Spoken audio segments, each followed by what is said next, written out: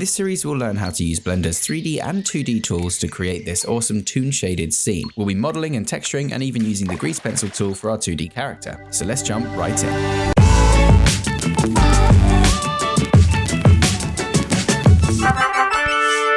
TipTut.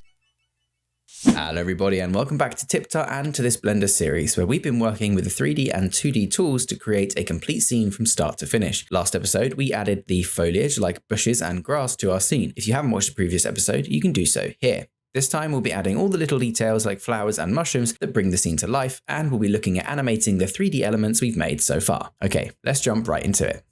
Okay, so here we are back in Blender. You can see between now and last time I've added a few trees in the background by just duplicating the trunk that we made over here and added some extra bushes on top. Probably not the most efficient way to make trees, but I had the models, so I might as well have used them. Also, I've put all of my objects into collections. It's really easy to do that. You can just select or shift select your objects in your sort of scene panel window up here and press M to move them to a new collection.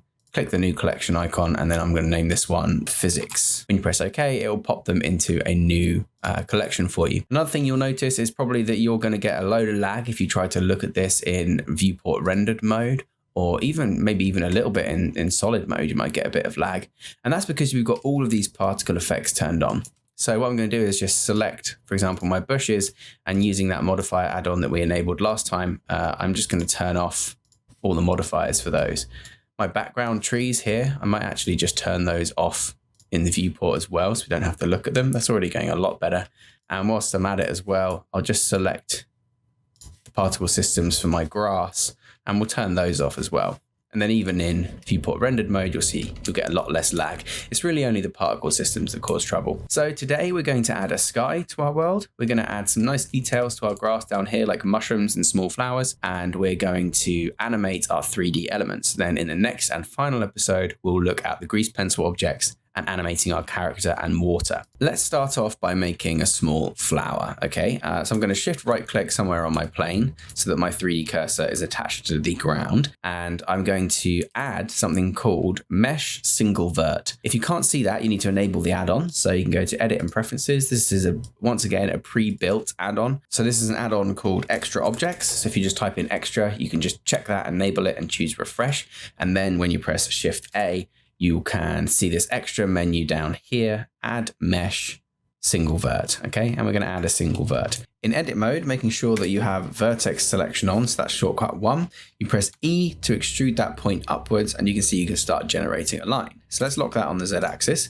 go to front orthographic view, and we can use E and obviously G to move our points about to create something that looks kind of like a flower stem that kind of drops over at the top. We need to give this some thickness though, so we're going to go to add modifier and choose skin, and it's going to create a massive modifier. We've only got one line of vertexes here, so scaling will actually do nothing. If I scale an individual point, you'll see that nothing happens to the thickness of our skin. What you actually need to do is press A to select everything and then Control A to scale these down. So we can press Tab to go back into object mode. Let's add a subdivision surface to that, maybe 3 levels, and right click Shade Smooth, and we've got the stem of our flower now. Let's add some leaves to this, right? We're going to shift right click about halfway up our flower stem and then Shift A mesh plane. Let's scale that all the way down, rotate it along the the Y axis. Until it's perfectly upright. Tab into edit mode and move that so that the origin point is central. And we're going to create some edge loops and build a leaf in exactly the same way that we did for our bushes. Going to make it a bit simpler though, obviously, because it's way smaller. There, that's looking pretty good. Tab back into object mode, shade smooth, add a modifier, subdivision surface. Again, 3 subdivisions is probably good, okay? Now let's add a little taper to this to give it some individuality. So let's add a simple deform, okay? We've got our twist deform here, or a bend deform. So this is another way to add bend if you wanted it on that axis. but I'm actually going to see what it looks like bending it along the y-axis. That should create a little bit of twisting upwards like that, as if the leaf is trying to search out the sun. Then let's add another modifier, mirror, and that's going to mirror our leaf along the y-axis here so that we can have 2 leaves for the price of 1. And we're going to move this back in y space so that it's central on our plant's stem, looking pretty good. Let's create the flower's petals then. Let's shift right click on the top of our stem here, and let's shift A in a cone. And this cone is massive, and we want our cone to have 8 sides to it. So I can just collapse that down. I will scale it down first of all the way until we get something roughly looking like that. And I'm actually just going to tab into edit mode and move it so that the origin point of my cone is right at the tip. And then I'm going to position it here on my flower. So you've now got this drooping flower, but let's make this look a little bit more like petals. Let's tab into edit mode, press 3 to go to face selection, and then select the end face here and delete it by pressing X. In object mode, I'm going to add a modifier called edge split, okay, and set the edge angle to be 0. And this is basically going to say any edge that has an edge greater than 0 degrees, so that's all of them, is going to get split if we were to apply this modifier. If we hover over this and click Control A, or just click this down arrow and choose apply there. If I were then to tab into edit mode, you'll see that I can now manipulate all my faces separately, okay? Press A to select all those faces and go to Mesh, Transform, Randomize. And we're going to add a little bit of random motion to this. That looks pretty good to me. If there's anything you don't like about the randomization, you can just select one face, of course, and move it. Let's tab into object mode again, add a modifier, subdivision surface, and let's put that up to 3. If I press 1, I can select all these vertex points, like a hobbit. Make my petals here just a little bit longer. Awesome. Let's add to this a modifier. Let's add a taper modifier with simple deform. And we're going to taper this along the local Z axis so we can control our flower's bloom. And then inside, we're going to press A in edit mode to select everything. Shift D to duplicate it. Right click to release it where it is. Scale it down with S, and then press G and then Z twice to move it along the local Z axis and bring it down like that. Shift D, release, G, ZZ, scale. Let's rotate this one as well, just a little bit, like that. And we've now got 3 rings of flower petals for our flower, okay? I'm gonna move the whole thing back up a bit, and we're gonna increase that taper just a touch. That's looking pretty good. Okay, let's apply that scale, and we'll do that to all of our objects here. And we will quickly material this object in the same way that we've done before. Before we do that though, I'm going to select everything, petals, plant, stem, and leaves. Then we'll press Control P to parent those together. Object keep transform. So now when we rotate the stem, our whole flower rotates. Let's add some materials to these in the same way that we've done before. Let's do the leaves first. I'm going to go to my shading options. I'm just going to choose my grass blades for these because why the hell not? It's the same color, right? We need to add a second material slot and pop our border in that material, okay? And then we'll need to add another modifier. Let's add a solidify. Let's add this solidify first, and we'll actually use that to thicken up our leaves a touch, okay? Actually 0.01 works pretty well. Then let's add a second solidify modifier on the bottom, which we'll rename to border.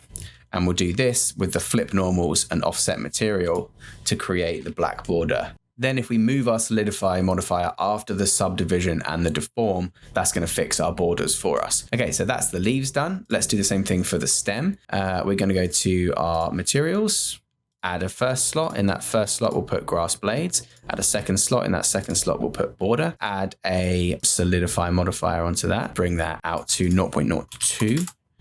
Flip the normals and offset the material. And you can see that on this one, our solidify is on the inside, which is incorrect.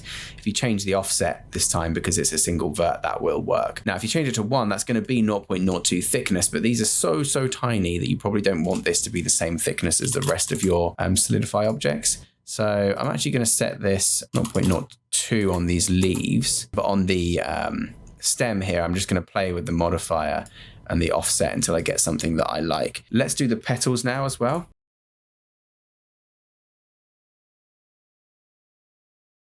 Awesome. Let's call this flower then, and we can just position a few in our scene. I'm literally just going to pop one flower down for now. And that's because we're going to animate this to like wobble in the wind a little bit. And then I'm going to duplicate it and place a bunch of flowers all over the place. But for now, let's make a small mushroom, I think, growing out of this tree trunk over here. For those of you who have seen my cell shaded mushroom tutorial, this is going to be pretty similar, but it is a more streamlined version, you'll be pleased to know. So let's press Shift A to bring in a mesh. This mesh is going to be a circle. That circle is going to have 8 vertices to it, and we're going to scale it all the way down until it's nice and small. That's looking pretty good. Let's extrude this upwards on the Z axis, scale it a little bit, extrude upwards on the Z axis, scale it up a little bit, extrude upwards on the Z axis, scale it down, and we've got the stem of our mushroom. Let's do it again. Bam, looking good. And we're just going to keep doing that. Extrude, Z, scale, extrude, Z, scale, then extrude Z a little bit, scale a whole bunch, and then G and Z to start moving it down. And we're making the cap of our mushroom now. One cool thing to get a flat top is to extrude, right click, and then just choose scale 0. Then select everything, A, M, merge by distance to create that perfectly flat top to your mushroom. But what we are going to do is a shade smooth. We're going to add a subdivision surface modifier to this, probably 3. And we're going to use proportional editing to just pull some of these points about. So press G and then scroll the mouse wheel down until you get a nice and small one, just so you can make your mushroom a little lumpier, okay? Then we're just going to add a material to this, and we're going to split it in the same way we did the tree trunk. So that's selecting a portion of the mesh and giving it a lighter color. On the cap though, we are going to create a texture to add some dots to the mushroom cap.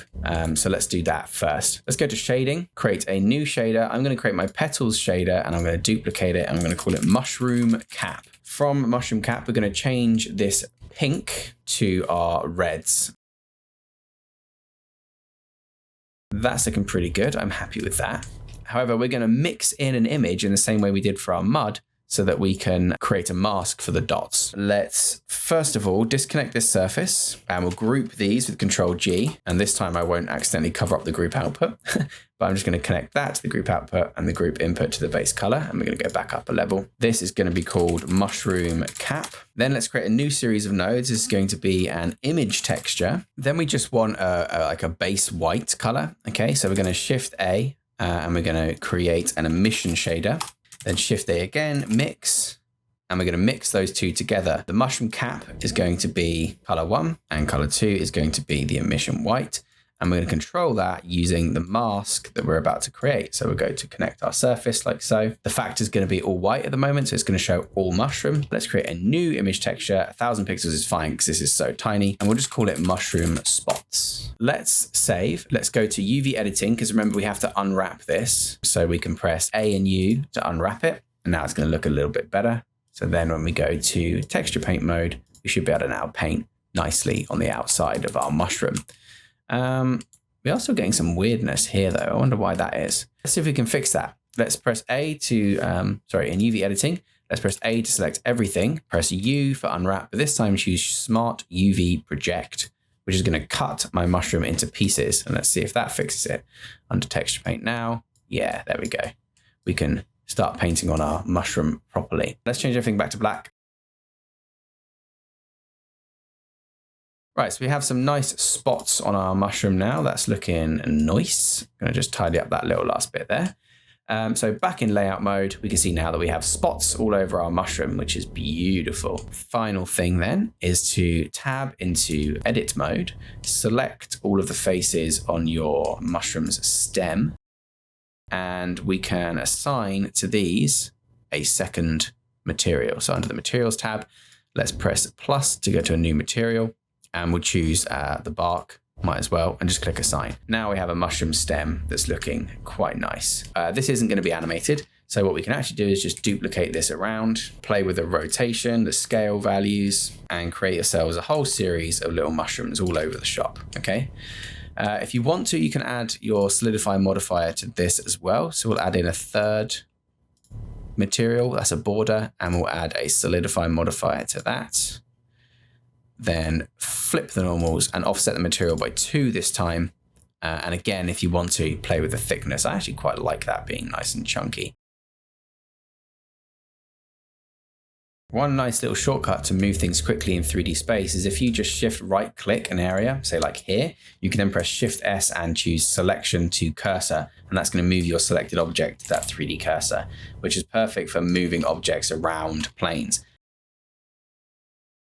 Beautiful, looking pretty good. Okay, let's add our sky object and then we'll finally take a look at our animation of our 3D elements in the scene. All right, so if you have your default world settings set up, what you'll see is that you have a surface on your world options here that uses nodes, and that surface is called background, and it has two factors, color and strength. And you'll notice that if you change the color, it affects the lighting in your scene drastically. We don't want this because we want to create a Toon shaded sky. So we're going to use a very simple node system to basically take the sky's light factor away and only apply the texture be affected through the lens of the camera. So under the shading tab then, tab away from object and towards world down here, and you'll see a node system that kind of reflects what we were talking about in the node material tab for the world. What we want to do is convert this into a gradient that is only seen through the lens of the camera. And the first step to doing that is with a light path node. So we're going to Shift A and search for light path. And you can see here that we have a bunch of options. You can say the light path is a camera ray, is a shadow ray. And we're going to take the camera ray and just plug that into the strength of our background. And immediately you can see we disconnect that, watch the lights in our scene, bam, all of our content gets lighter. Is camera ray, disconnects that from the scene, right? But now if we change the color of our background, it's not going to affect the lighting in our scene at all. So let's add in a color ramp. We're used to these by now. And just using my color palette over here, I'm just going to quickly create another, this time linear, not constant, a linear color ramp. Great, that will do as a starting point then. But obviously at the moment we haven't connected this color ramp to anything, which is the important bit. So what we want to do is connect this color ramp to the color of our background node.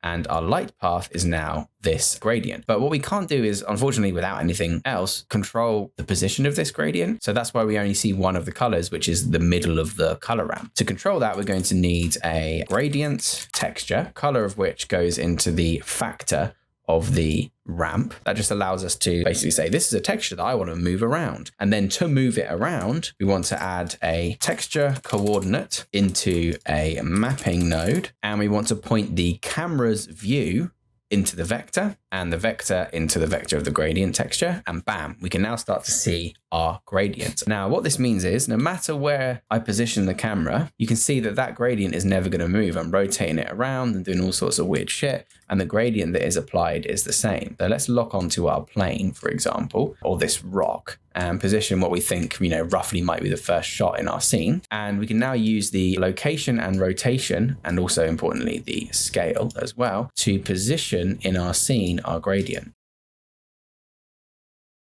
Of course, you can animate this between shots if you want to by animating this position, so you get the bits that you want.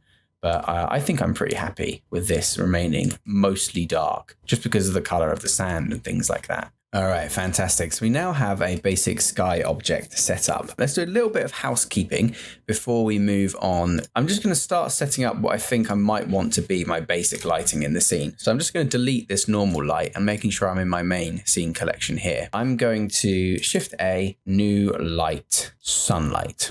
All right, taking this sunlight just so you can see the controls, let's move it up on the Z-axis, and then pressing 7, I'm going to move it over to the direction that I think I want the light coming in from. The position doesn't actually matter, but it does help visually. When you start to edit the angle, you'll start to see where we're going with this. This sun is really good at creating long shadows off of your items. Let's go to our light options here, and you can start to increase the strength. I'm going to use this as like a general amount of light in the scene. So I definitely want some details like that to come through. What I'm also going to do is, once I'm happy with the general amount of light, I'm going to light specifically my scene by Shift A, light, and choosing a point light. Let's bring that point light up. Let's turn up the power to say like 500 watts. Turning the radius down to 0 gives us these hard lines on the edges of our lights. And I'm just going to find a place where I want this main light to be, but not quite as strong. Maybe like 200. Okay.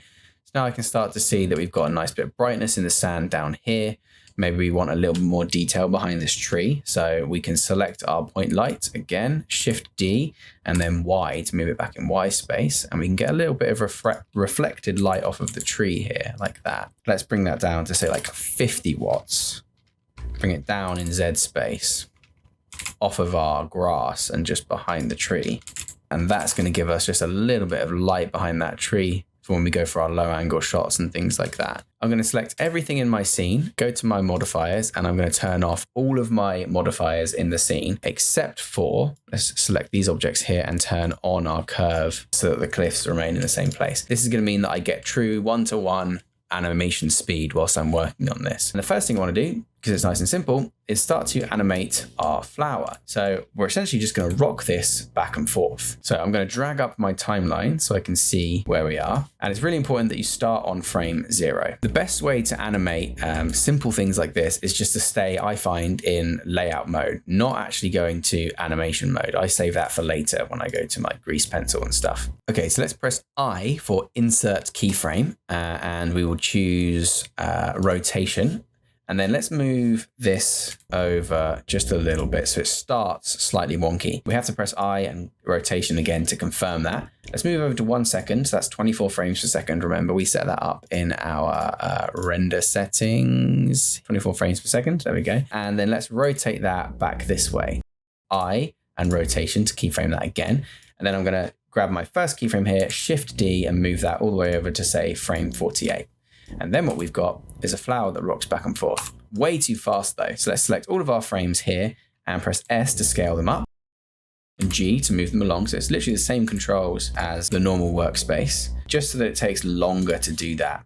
Okay, so we've now got our flower just gently blowing in the breeze. Now we are going to select all these keyframes. We want them to loop for however long our animation is going to last. So we're just going to go onto these and hovering over the timeline, press Shift E and choose Make Cyclic. And what that does is when it reaches the end keyframe on say frame 115, it's just going to loop again that entire selection of keyframes. Now that we have looped this animation, we can duplicate this flower freely. So let's go to say, open up our details, grab our flower here and select the hierarchy. Let's Shift D along the Y axis. Now, if I want this flower to face a different direction, you see I can rotate it on the Z like this, but as soon as I hit play, it's going to snap back to the original because we have rotation keyframes here, but we're not actually rotating it on the Z axis at all. So what I'm going to do is go to my clock icon here and choose Graph Editor from the drop-down menu, and we'll give ourselves a little bit of extra height, and let's click Normalize just so we can see the view a bit easier. And you can see here is our looping animation for this. And if we twirl down our object transform, we have X, Y, and Z rotation. So let's just take that Z rotation and delete it. Now, the flower still rocks back and forth, but now if I rotate along the Z axis, it's going to stay facing that direction because there's no empty data for it in the timeline. So let's go back to timeline view. Let's offset these frames a little bit for this object. Now it starts a little bit later so that they're not wobbling at exactly the same time. Let's go to top view mode. We'll select this flower here, select hierarchy, duplicate, scale it down, rotate it on the Z axis a bit. And we've now got 3 flowers. And again, we can offset this one. So now that we've got 3 of these flowers, I'm going to select them all. And we're going to press M to move them into a new collection. We'll call this Flower Bunch. Now, unfortunately, for some reason in Blender, if I select, for example, all the objects in this Flower Bunch collection and try to move them, that works, great. But if I try to then shift duplicate that, you'll realize that you're only actually selecting the parent objects and only so you can select the hierarchy of a single object and duplicate it and then reposition that around your scene. But you can't do it with a collection. Please let me know if there is a way to do that because it's really bugging me. What that means is I just have to, in fast forward mode a little bit, go around and duplicate my flowers around my scene until I'm happy.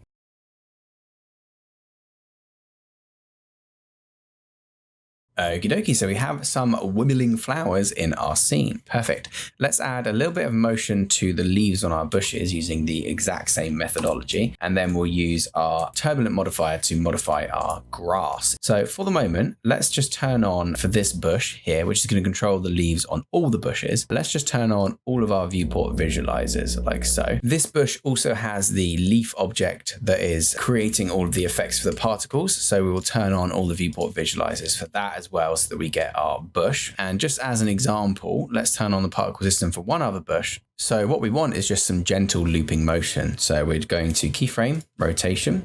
Let's move over to 1 second because our flowers are phasing by a second.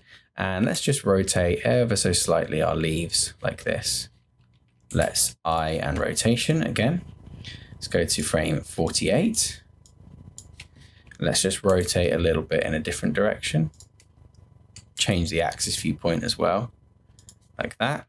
Eye rotation up to 72. Rotate in a different direction. And then Shift D, this second keyframe, and remove the first one.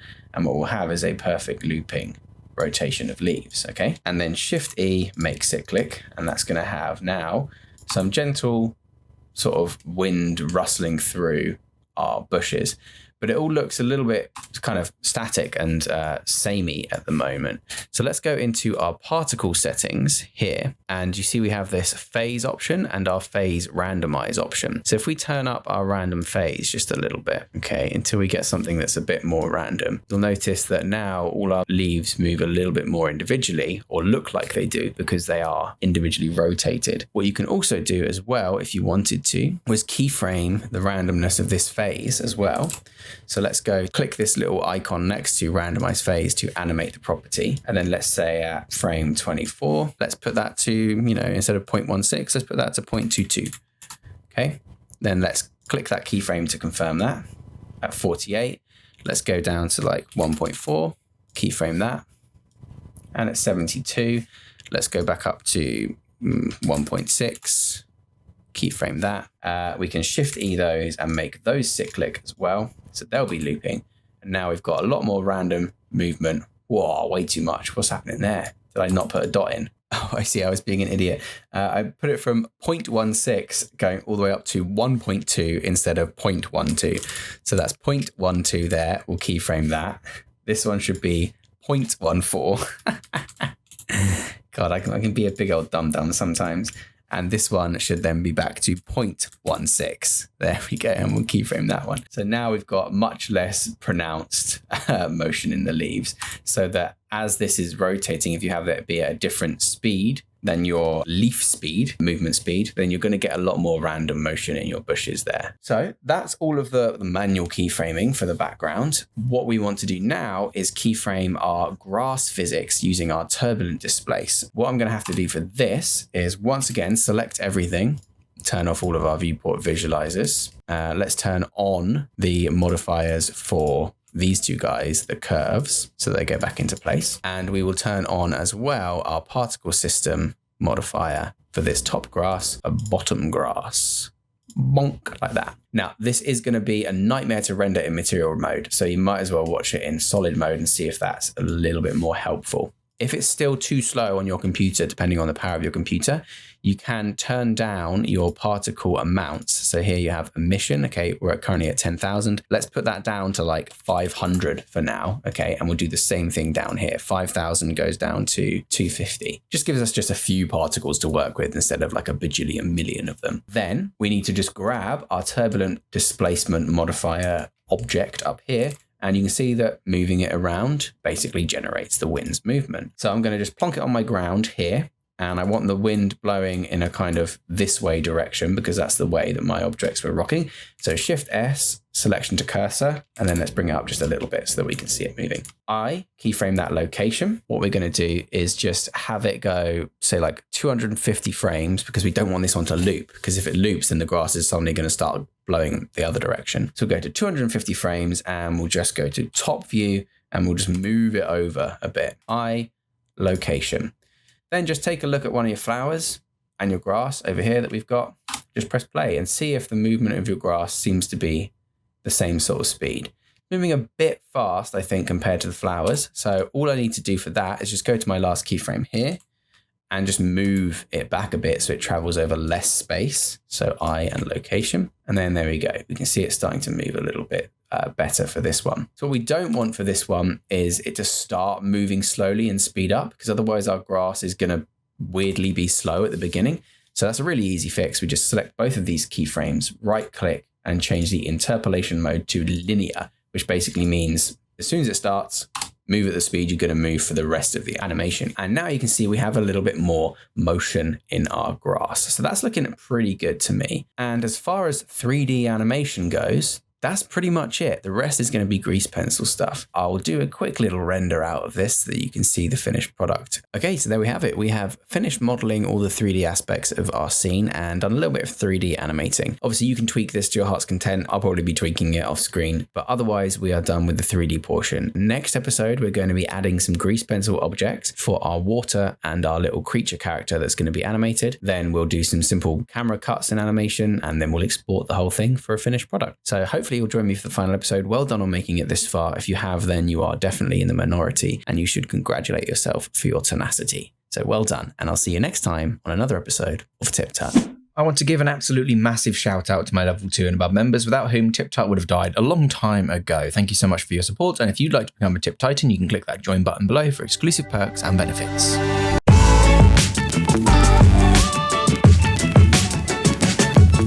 Remember to subscribe for more tips, tricks, and tutorials. Thanks for watching.